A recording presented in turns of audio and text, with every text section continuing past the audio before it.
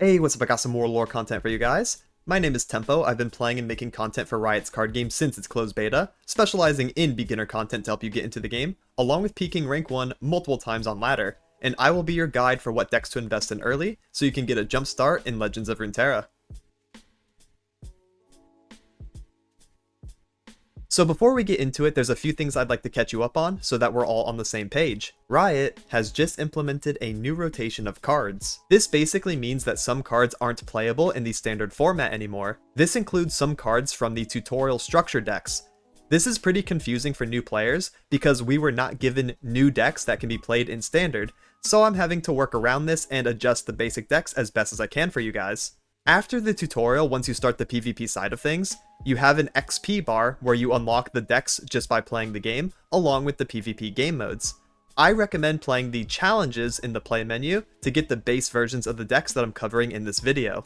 The next thing you'll want to do is go into the description of this video and copy the deck codes onto your clipboard if you're on PC. Open the lore client, go to collection, and then click on import deck once you have a code. Name it something and then click import so you can start working towards completing your decks as you get resources. If you're on mobile, click on the website link and find the copy deck code button. Open the lore app and it's the same process. As you get wildcards and shards, you'll go to your deck of choice, right click on the cards that have red numbers, and use the resources accordingly.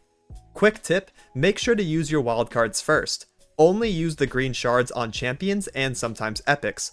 Never spend them on common or rare cards. There's also this fancy buy all button, but it calculates you spending IRL money, and if you want to, then hey, more power to you. The option is there. Until you can complete these decks, I recommend playing the basic versions that you start off with. With that, we can finally talk about the refined versions of these decks that I recommend building towards and climbing with as you discover your favorite playstyle in lore. It'll probably take a week of consistent play to finalize one of these decks. You cannot craft them as is day one, obviously, since the game doesn't give you any additional cards to work with, but I'm giving you a strong direction to work towards. Make sure to check out my tips and tricks guide for how to get cards as quickly as possible. I didn't have a lot to work with, but I came up with not only a solution, but also a winning strategy for new players, and that is invest in Freljord. The combination of Omenhawk and Yudulski along with a strong set of core units will automatically put you ahead of other new players as you learn the game. So for the first deck we have Udyr, Darius, Overwhelm. This combo works really well. It's carried by Omen plus Yudulski, and Overwhelm is a very easy to use but also fun keyword, especially for new players. I primarily use the cards you start off with, but spent some wild cards getting some important commons. There's actually not even a single rare card, so I would recommend building this one first, and then use some of the overlapping cards to make the next one that I'll be talking about in a bit. I also have third copies of Darius and Udyr in here, but I wouldn't recommend crafting them unless you really want to play this deck for a while. You can replace the third copies with Brothers Bond or Ruthless Raider. Alright, so I want to break down each card individually, that way you have a good understanding of why they're in the deck, and also what kind of combos there are between them. So starting us off, we have Blade Squire, who is a 1 mana 2/1. On death, he will give you a randomly generated blade piece, which are little nice buffs that you can use over the course of the game. Next we have Omenhawk, who is one of the cornerstones of the deck. 1 mana 1/1 with Sharp Sight, can block elusives, very nice defensive keyword. Also, when I'm summoned, grant the top 2 allies in your deck +1/+1, so they're going to be drawn a little bit stronger than normal, and you can use those to pressure the board, set up a snowball, and then kind of try to push that snowball into victory. And next we have Frostcoat Cub, who is a conditional card. You can be played in 2 different situations, as a 2 mana 2/3, or you can spend 6 mana to play it as a big 7/5 with Overwhelm. Super good, especially when you are swinging with multiple Overwhelm units. Next we have Sky Splitter, which is one of the best combat tricks in the game. 2 mana burst speed spell, give an ally +1/+3 this round. Really big HP boost, and you can also use that +1 as like a little bit extra damage in case you are piercing with Overwhelm. Next we have Troll Chant, doing a very similar thing, 2 mana burst speed spell, give an ally +2 HP, and also give an enemy -2/0 this round, so you can use this to win 2 different parts of combat. Next we have Vulpine Wanderer, 2 mana 2/2, when I'm summoned create a Stance Swap in hand. Stance Swap is an Udyr support card, so we'll be using that quite often, so it's important to get to know what it is. It is a 3 mana slow speed spell that you can target an ally with to give them a buff. The choice is up to you, it will always show you the same 4 buffs, and you can pick each time. So for the most part, we're going to be giving +2/0 to our units that don't have Overwhelm, and the units that already do, we're going to be giving them HP to make them a little bit stickier, a little bit tankier, and harder to deal with. You can also grant your ally just bonus stats, so like let's say you already have a big overwhelm unit that already has a bunch of HP, well, you can give it even more stats, that way it can punch even harder. And finally, there is this other stance that deals 1 damage to everything, which is really nice in case you are falling behind and the opponent has a lot of like 1 HP units, like they're swarming the board. You can ram stance and take it all away from them. So it's a nice like situational card that can be used in a bunch of different scenarios. Next we have Yadulski doing the same thing as Omenhawk with the +1/+1. However, Yadulski gets to do it every single time it calls for an attack, which is really good, so you can get it multiple times. And also, it's really strong when you curve Omenhawk into Yadulski. You get super far ahead very, very quickly, so it's kind of hard for the opponent to keep up with just your stats. Next we have Avarosian Trapper, 3 mana 3/3. When I'm summoned, create an Enraged Yeti in the top 3 cards of your deck. So you can put a Yeti up there, and then you can also buff this with like Omen or Yadulski attacks. And then the Yeti is actually a really good target for stance swapping. You can make this Yeti like a big overwhelm unit and use it as like a pseudo champion, and you can push pressure, you can push damage, and you might even be able to push lethals in the mid and late game with it. It's just a 1 mana 5/5, so really easy to play out. Next we have Iron Ballista, who's just a pretty good vanilla overwhelm unit, really solid. Same with Mighty Poro, 3 mana 3/3 overwhelm, very nice. Red Barbed Razor Mace, a very strong overwhelm unit, especially for just a common. 4 mana 4/4 on Nexus Strike, curse your opponent with Ichor. Nexus Strike will apply with overwhelm damage, by the way, so if it gets blocked by something with less than 4 HP, or it doesn't get blocked at all, you will curse your opponent with this card. This card goes to your opponent's hand, and they take 1 damage every round start, unless they pay the mana to take the card out of their hand. So it's really, really good. It's another one of those like super strong cards while you're ahead. It's okay from behind, but for the most part, if you're ahead, you are really, really steamrolling, especially when you have multiple Razor Maces. Next we have Udyr. When I'm summoned or strike, create a stance swap in hand, or if you already have one, reduce its cost to 0. So it's really nice to play the Vulpine Wanderer in the early game, and then play Udyr. Udyr will make the stance swap that the Wanderer gave you free. And that's really nice, and then you can go ahead and put a buff on Udyr. Probably, again, the HP and regen first, and then the overwhelm on Udyr, and then you can make him nice and big. If he strikes, he gets another stance swap if you don't have one, and you basically just turn him into a really big finisher card. And next we have Darius. Speaking of finisher cards, he's a pretty vanilla overwhelm unit. He just does a bunch of damage. If the opponent has 10 or less HP and Darius sees that, then he gets +4 attack and also is a really good finisher card. And next we finally have 1 Shaman's Call. This is 6 mana burst speed spell, create 2 fleeting 0 cost stance swaps. So the stance swaps will be fleeting, which means they get discarded round end if you don't use them, but they're 0 cost, so you should use them. That way you can have like a 1 card, 2 stance combo to get the HP and also the overwhelm in case you don't have enough stances. And that's it for the deck rundown. It's actually super simple, super straightforward. You kind of do the same thing each and every game, and you also do those things like well. With that, here's a live example game so you can see how the deck plays out. I'll be giving context to why I'm playing certain cards, and hopefully it gives you a good feel on how to play the deck. For this example game, we're going to be fighting one of the best meta decks. So this is going to be a good game showcase to see if the beginner decks can also contend with the meta. We have Yadulski, Troll Chant, Shaman's Call, and Trapper. Alright, so what I probably want to do is pitch the Shaman's Call. That's way too high cost of a card, and I think I want to keep the rest. I'm kind of 50-50 on the Trapper. I know I want the Troll Chant, and I know I want the Yadulski. Do I want the Trapper? Probably not. I think I'd rather see Omenhawk. I'd rather see the other 1-drop. Yeah, the Blade Squire. Higher chance of drawing into like some more mid-game stuff or more protection because they are playing removal, which means protection is our best friend. We want the Troll Chant, and we want the Sky Splitter in this matchup. And also, high HP, so that's good, we're getting that. We also got 1 mana focus speed, give an ally overwhelm this round. We could probably give that to Udyr, in case we don't have the stance on him yet, right? Really nice. Let's play Yadulski.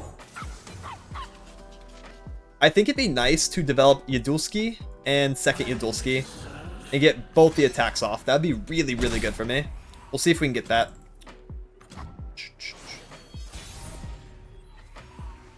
Let's go ahead and do both. If we had like an Omenhawk as well, I mean, our top deck units would just be so big. Glare, that is fine. I'm still attacking with him. Do next action attack. That is a +2/+2 to our next 2 units. So, if we hit something playable in the mid game, I mean, we're just going to create that snowball I was talking about. Let's see, give me a unit. That's a pretty good unit. Now it's a 2 mana 4/4. Nice. I actually kind of want to play that, right? Nocturne, hello. Our eyes. Enjoy this 2-mana 4/4 that can block your champion now. Alright, and then we can play Udyr right on turn 5. That will give us a free stance, and we will still have the Troll Chant mana to protect. Alright. Ooh, bigger Udyr. Look at that, guys. Yadulski +2/+2. 7/7 Udyr. This will force a Vengeance right now. They have to Vengeance. Yeah, if they didn't have Vengeance, they would instantly lose. So let's go ahead and do that. Yep. And then I kind of want to give the attack stat to Yadulski, funnily enough. I actually think that's better here. So let's give Yadulski +2/+2. That way, when he attacks, the Nocturne cannot block us efficiently, right? The Nocturne will still die. And get more buffs in our deck. Even more. Yeah, we're actually kind of insane. It's really hard for their deck to deal with us because we just have so many stats.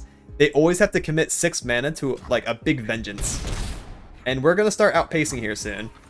Because, like, we can Udyr again, get another stance, get a bunch of free stances, or can play Darius. Like, I guess that's just a Dulski Darius. Endless wandering, endless pondering. That is also fine. I could do Troll Chant to protect, but I think I'd rather just let that resolve. Gloom is so annoying. Alright, Darius. Mine is the hand of Noxus. Yeah, we're cooking. Yeah, it's kind of doomed for you, my friends. Alright. And then, ooh, we could also play that Blade Squire. Let's go ahead and do that. Let's do that first. Just to kind of feel out what they're doing this turn. And then we can play Udyr after. Second Vengeance, you got it. They have the exact proper tools needed to beat us here. And I think it's not going to be enough. So that's a really crazy showcase. If we do win this game, it's going to be pretty handedly against one of the best decks in the meta, while they also have the exact proper tools to deal with us. So, I mean, that should just go to show, right? Let's get the HP and regen is probably valuable here. Undying Boar. And then we can swing with everything. Swing, swing, swing, because everything kills their units. 3 attack, they have 3 HP. Great for us. Great for us. And it's also going to give us a new stance. So we can kind of invest in like whatever we want. We can even make this Poro win us the game. Like, it doesn't matter. You can't Harrowing. I do not care about this. Later, haters. And their deck might be out of Vengeance. Even if they run 3 copies, I mean, chance of final one is really low. So let's play the Mighty Poro and then invest in that too. And then we should be good. They can't use damage removal. There's like no way it will ever stick. I love Vex. Just brood in peace. Yeah, let's do Mighty Poro. Nocturne number 2. Alright, so they have 2 Vengeance and also 3 Champions in their opening hand. Very, very strong for them. That's going to make... Okay, we're going to do Shaman's Call here. Shaman's Call. And then we will do, I think, +2/+2 on this guy, right? I'll make him a 4/5, and then Udyr will be an 8/11. That is wonderful. I want the stats for the Mighty Poro. I could give him +2, but like, he already has the Overwhelm, so it's kind of useless. The +2 HP is not good enough, because I want him to be able to trade. Honestly, I might stat buff him again. Like, I don't see why not. Now I need to overwhelm the Udyr. Okay, sure. And overwhelm. There we go. That's what we needed to do. And now we have lethal and open, unless they have exactly 3rd Vengeance, which there's like no way. Instead, we could play the red Barbed Razor Mace and have that as a secondary win con. That way we win even through 3rd Vengeance. I don't care about Harrowing. They can set up as much defense as they want. It does not matter. Give this guy +2. Just because we have the extra damage. And we want to split the damage as well. Putting it on the Udyr is redundant because he's going to win us the game anyways. Look at that. Pawn resolution. Boom. We even got an overkill here. Let's go. Give it up for Overwhelm. Beating one of the best decks in the game. And the next deck I have is Zed Udyr Elusives. Similar to the last deck, we're going to be abusing stat buffs plus a keyword. So instead of Overwhelm, we're going to be utilizing elusive units, which are hard for the opponent to block and deal with, especially if we protect them with buff spells.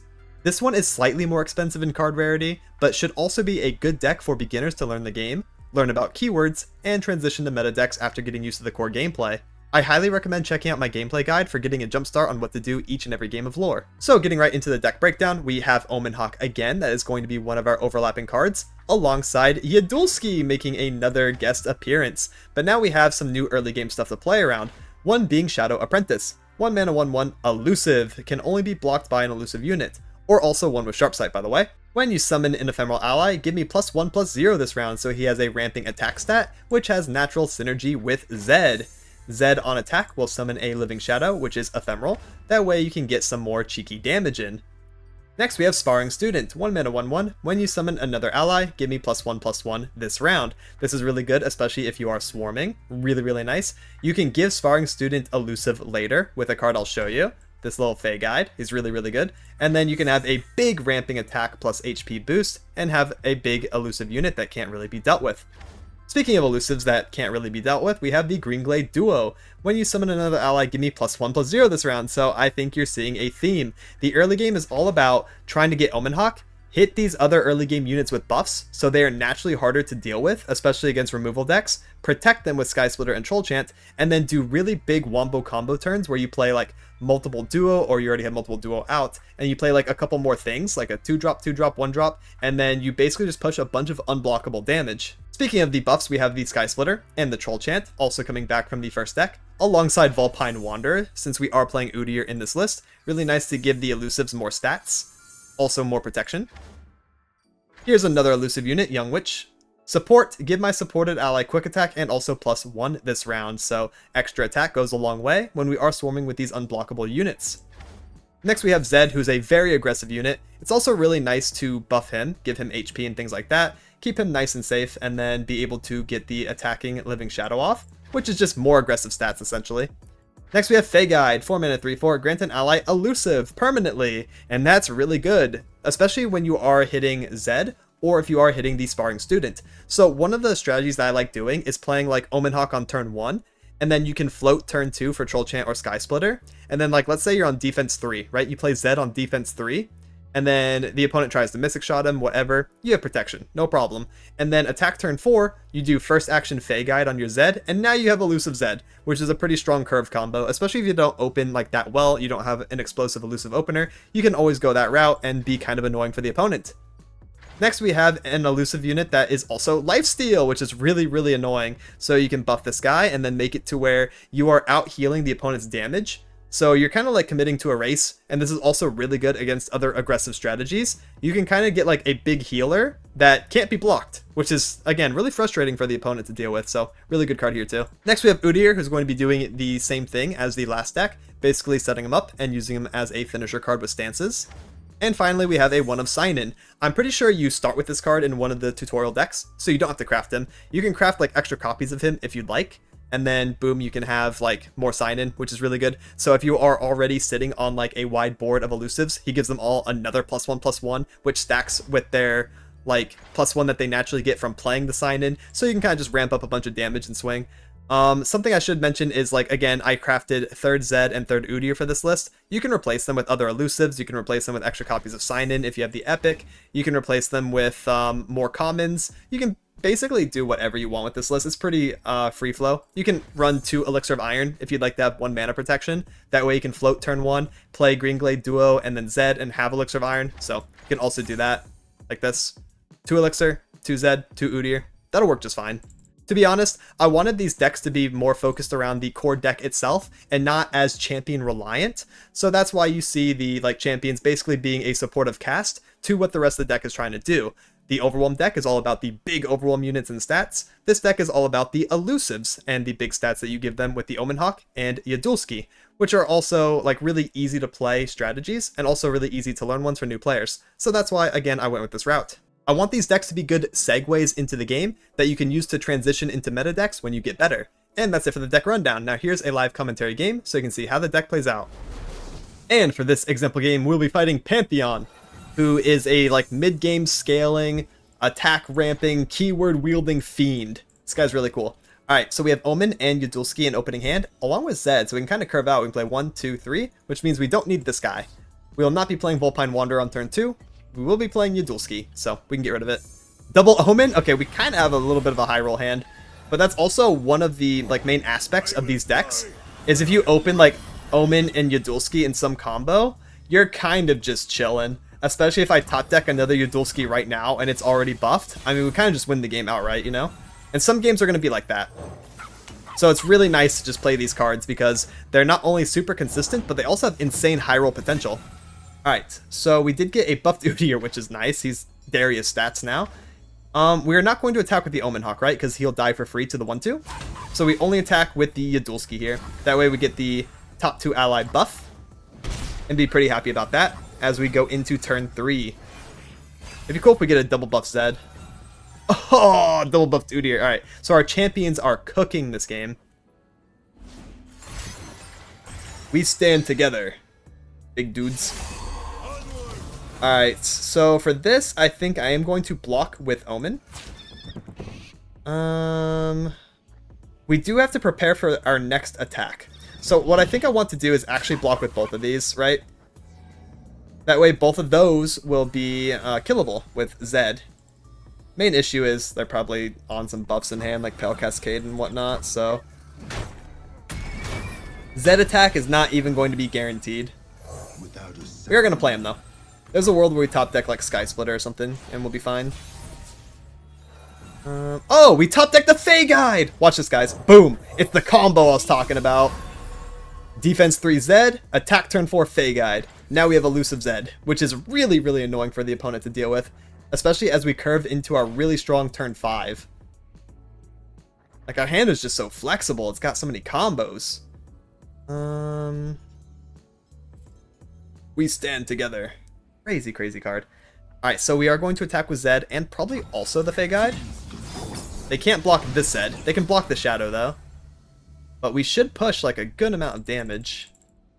And also maybe take a unit out on the way. We'll see. That blocks the Fey Guide. That's fine.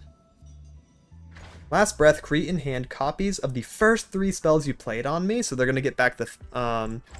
what was this card called? Stand Together, Sunblessed, and one other thing. Wait, they let my Zed level. They didn't want to sacrifice the Saga Seeker? Are they okay? Are they sure about that? Because now, when Zed attacks next time, the Living Shadow will be elusive. That's like the main difference between Zed level 1 and 2. Level 1, it's just some dude. Level 2, it summons the Shadow with the keywords. So I will have double elusive attacker. And I can also like make him like double overwhelm too if I put a stance on him from Udyr. Holy. Alright, so they have to deal with that. Flame Spitter, sure. I'm just going to take that, I think, right? If I block, I do kill it, but they get 3 spells back. 3 buffs. I think I'm better off just taking, to be honest, and just trying to win the game. So let us do the Udyr. That's a big boy. Yeah, because they'd be able to get the spells back and then start using them on their other faded units. Right now, if I don't kill the Scholar, I'm kind of holding their hand hostage. Their hand might suck, you know?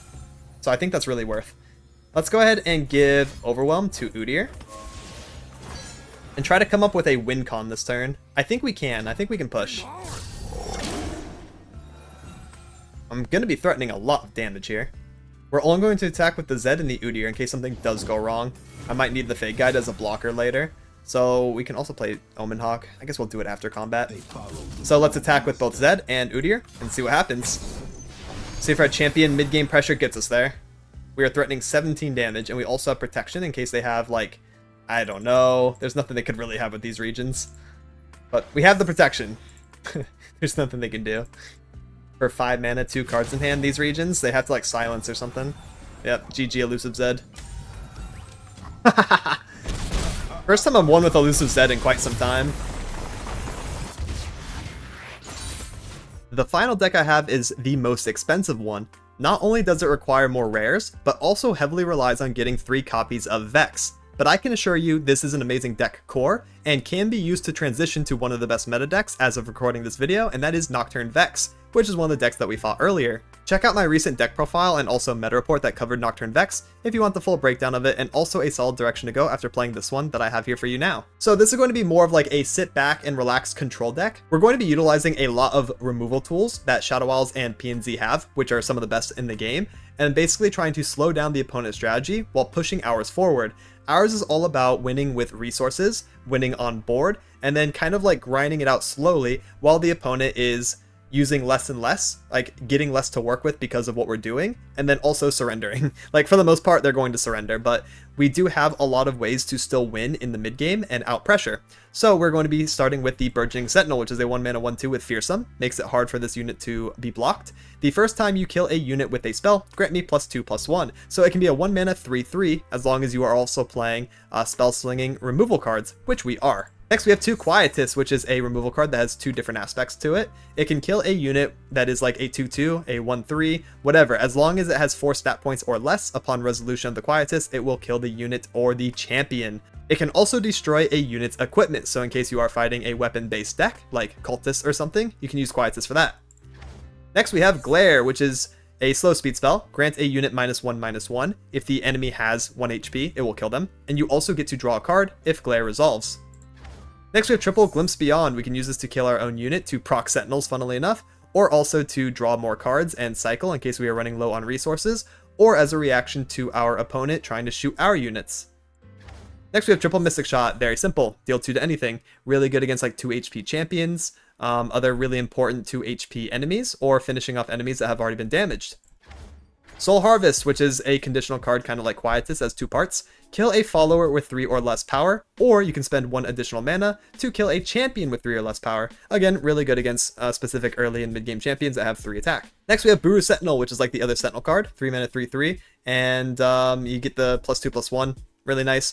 Really good to play like on curve. Like let's say for example you play the Burgeoning Sentinel on turn 1, you float turn 2, you play Buru Sentinel on turn 3, and then a kill spell on turn 3 while you have both your Sentinels up. You just get like a bunch of nice fearsome damage, and you can use that to pressure. Really good. Next we have 2 Solari Sentinel, 3 mana 3/2. When I'm summoned, create a Darkness in hand if you don't have one. Darkness is a free slow speed 3 mana Mystic Shot to an enemy. Like it's a lot worse than Mystic Shot, but you do generate it for free upon playing the Sentinel, so you have it. It's also good synergy with Senna. Next we have 2 Spectral Surveyor, 3 mana 2/2 with Lifesteal, really good against aggro. Also, pick an Explorer spell to create in hand. You will always be shown the same 4, and you basically just pick one depending on your game, what you need. So we have Destroy a unit's equipment, really good against, again, those weapon decks. Destroy a landmark, really good against landmark strategies. Explorer's Blunder, which turns off keywords this turn and also the following turn, really good against Overwhelm, really good against Elusive, some of the decks that we already highlighted today. And also you can get a generic heal, you can heal an ally or your own Nexus or 2, really good against aggro. Next we have Vex, our champion. This is going to be the one to craft. Vex is a very strong champion. She's very versatile. You can do a lot of competitive stuff with her. You can also do a lot of casual stuff with her, so that's why I have her in here. Yes, you are going to have to like grind for a couple weeks to get her, but she's so worth it. And especially if you want to continue playing a deck like this, she's worth investing in, since you also need 3 copies of Vex for the Nocturne Vex list that I will also have in the description of this video. I'm not going to like talk about it too much or have a highlight game or anything, but the code is down there in case you want both this version that has Senna and also the Nocturne version. So Vex is fearsome, naturally. Also on attack, she grants the strongest enemy Gloom for free, which is another one of those -1/-1 debuffs. If you do glare a bunch and attack with her a bunch, then you can also get her level, which double applies Gloom. Really strong, and then she just has a hard time being blocked, right? You just push a lot of damage. Next we have 2 Grasp, which is a drain 3, so this is really good against aggro. You kill something that has 3 or less HP, and it heals you for 3. Really nice.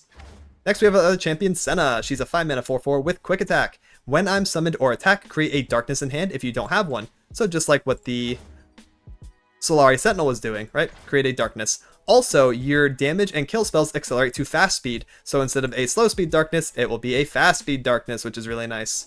If Senna is on the board and she sees you killing a bunch of units, which you should be doing with this deck, then she will level and also give you a discount for your kill spells. Hooray! Really good. Really strong control tool. Next we have Triple Grim, 6 mana 5/3. Play, grant a unit 4 Gloom. Basically Vengeance. which we are also running. So really good single target removal. Next, we have 2 Ishtali Sentinel, 6 mana 4/5. When summon, create a darkness in hand if you don't have one, so more good Senna support. When you play your next darkness this round, copy it targeting the enemy nexus. So you basically get a free 2 damage to the enemy nexus. Really nice in case like that's all you need. And you can also use this in conjunction with like Mystic Shot. Like let's say the opponent has been greedily taking damage and they're down to like 4 or 6 health. Well, all of a sudden you can be like, okay, darkness, Mystic Shot, and then the opponent just dies from 6 versus a control deck, right? Think about that. So really, really cool to get that free cheeky nexus damage in. Next, we have 2 Vengeance. Very simple. Kill a unit. Hey, the card says what it does, and it does it pretty well. It is quite expensive, though, so think about that. And finally, we have 1 Destinata, which, again, I think this game gives you. You do not have to craft this epic. You get it for free. 8 mana, 7/6. When summon, create a darkness in hand. If you don't have one, your next darkness this round costs 0 and gains I deal damage to all enemy targets. Cool. It's pretty nice. You get to do 2 AoE to everything. I do know that like darkness as a concept is not that strong without the damage amping, so if you would like to tone down the darkness support cards, feel free to do that. You can take away the Destinata, you can take away the Ishtali Sentinel, and you can also take away the Solari Sentinel and run some other stuff that is from like the Nocturne Vex deck. You could run Legion of the Severed and grant Deathless to an ally in hand. Basically whatever you want to do. There's some like mixing and matching you can do. I just have it in here for beginning players to kind of like get a grasp and understand about like the darkness and also not have to craft too many things. I do know this deck is already a bit more on the expensive side, but just to let you know, the darkness synergy cards are completely replaceable. And that's it for the deck rundown. Now here's a live commentary game. And for this example game, we're going to be fighting Vlad Brom. Alright, so we have Senna, Grim, Grasp, and Glare. I think I'm definitely going to keep Glare, and then mulligan away the rest. For the most part with this deck, you want to try to get a combination of like early Sentinels and also removal cards. Anything else, go ahead and pitch. Do not want the high cost cards. Alright, we have a couple removal tools, we have the Glimpse, we have the Ishtali. And also in a matchup like this where you know they play landmarks, you probably also want to go for the Spectral Surveyor. That way, oh, that's the guy I was just talking about. Oh, would you look at that? Ask and you shall receive, that's what I want, yeah. Because if they play Scargrounds, then I can get rid of it. That's kind of annoying. I kind of wish I had Soul Harvest in my hand. I would just be able to kill the Yudulski outright, but they are going to get the Yudulski on attack 2. We can just go ahead and draw, though. And then pass. So I'm going to do something kind of interesting here. I could Quietus him right away, but instead... Ooh, I could do the Bruised Sentinel and Quietus now. What I was actually going to do is Quietus first action, and then see if they play Scargrounds, and then like try to get the Landmark Destruction. Not that I'd be able to do it right away, because I don't have enough mana for that, but it was correct to save the Quietus for potentially a Bruised Sentinel upgrade. That's the thing I see like a lot of new players, and even more experienced players do, is like, just whip out everything right away. Like, you don't have to, you can be a little patient. Because if I did Quietus last turn, I wouldn't have the ability to maybe upgrade my top deck brew this turn, you know? It's like the small things like that. Everyone bleeds for the right prize. Now I potentially have a better attack on attack turn 3. Just be patient. Use the cards when you need to. Alternatively, I mean, there is like a world where you don't Quietus this turn because they have like, you know, Sky Splitter or even Elixir of Iron would get them outside the range, but you know what I mean. Still good to do it at the proper time. Regardless. Another Yudulski. Are we about done? Are we about done with these Yudulskis? Ain't no way, bruh. You are a child. What do you know of nightmares? I know if I'm quick enough in a fight, I'll never have to meet. Way too much Yudulski gaming. Go ahead and pass. I think we want to float our spell mana and play Senna, and then have the Darkness. One goes down, thousands to go. Yep, fast speed Darkness. Unfortunately, it does not quicken our Quietus, because it's like a conditional spell, and it can also like destroy equipment, so it doesn't exactly work like a damage and kill spell. It's a bit funky, but you know. Send. Interesting. Well, this is now kind of annoying, actually. I think we just attack like this and see what happens. They block the 5/6 to my 4/4. Okay, they must have a buff spell, right? They could be on Transfusion. They could be on Sky Splitter. They could be on Troll Chant. I think I might as well try the Darkness play, though. I don't see why not, in case they don't have anything. If they do have something, then I force it. Yeah, okay, there's the transfusion. Because, like, she was gonna die anyways, so... They've got a ghost of enough. Alright. They are playing a heavy stat buff strategy. What if they hit, like, Yadulski, Hearthguard, and then they draw 3 spells? That's my big question. Alright, let's go ahead and do... Quietus on that Yadulski. That pesky little Yadulski. Also, they didn't open any Scar Grounds. What's going on with that? Take heart. Wow, that is very chill, I think. Oh yeah, that fizzled. That fizzled out right quick, didn't it? Yeah, looks like I'm taking 10, lads. Looks like I'm taking 10. Hey, it is what it is. Let's go ahead and do Glare on the Braum. Go ahead and finish him off.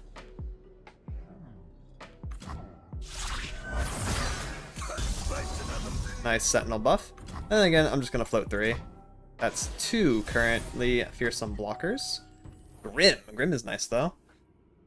I think I want to use Grim on like a champion, however. Same with the Vengeance. I think if I play nice and defensive, we should be fine. Let's go ahead and do the Ishdali. Anything can be scattered to its elements, even us. And then shoot the 5-2.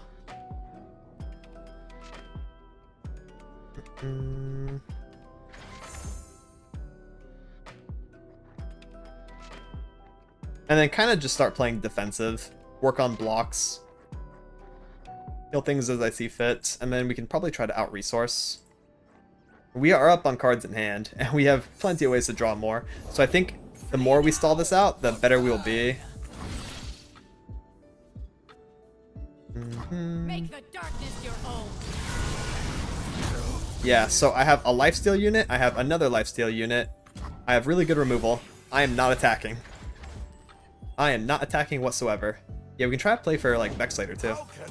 Wow, okay, are we about done with all this? Let's go ahead and Grim the Braum. Hearthguard plus triple Yadulski hits. Goodness gracious. The Gloom will put him back to 0 attack, basically resetting him to a normal Braum. Yeah, that's fine. Yeah. Okay, let's attack, or block I should say, here and here, and then take the 4.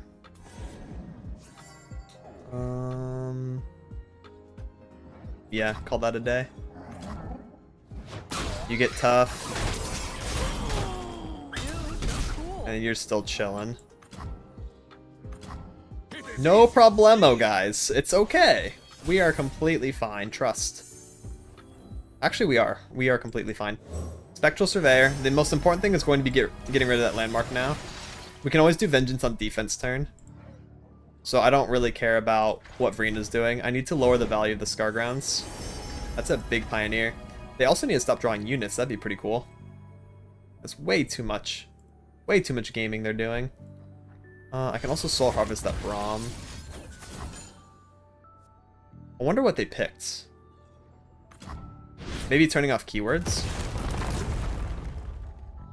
If I had to guess, that sounds about right.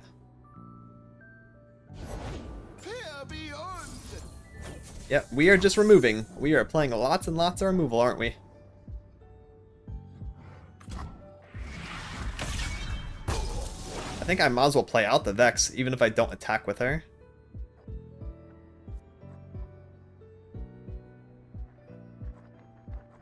Alright.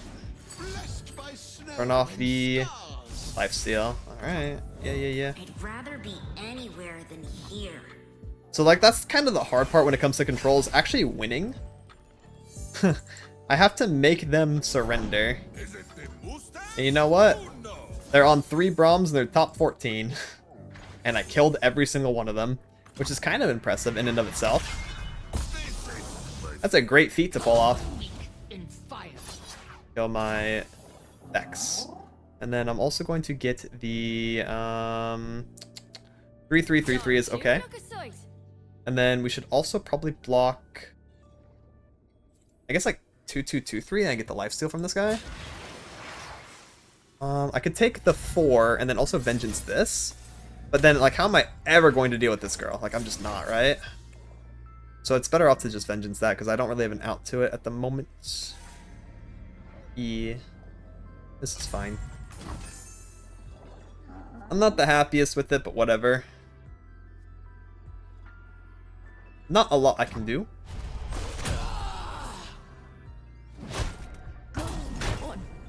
Here's the thing, right? Is if they only have spells and only draw a couple spells, then we are chillin'.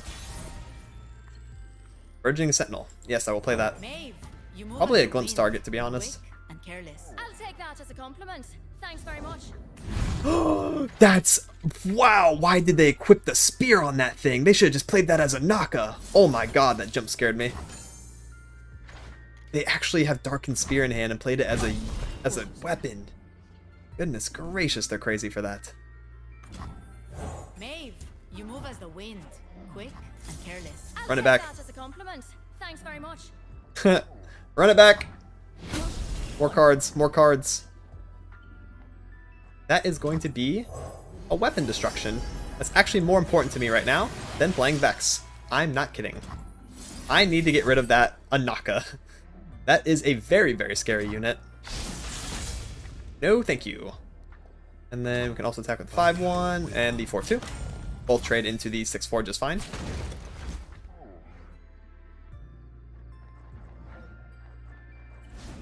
This would be a Ah. good winter. Let's not ruffle our feathers. Big dude. I understand. No. Hey, we grinded them out though. In true control fashion, we are doing a great job. Hearthguard. Right. That's going to be a Grim then. Mine are the words of a shattered soul. That is just straight up going to be a Grim to kill. And then we can play Vex. Yeah, we're taking 7, by the way. I'm so fine with taking 7 here. Vex. Sunlight. I should have stayed in bed. Stop drawing units, please. Draw a spell. Like, do it for me, you know? A Senna? lot of darkness out there. Let's make some of our own. She doesn't, like, speed up the glare either. So sad. Flare.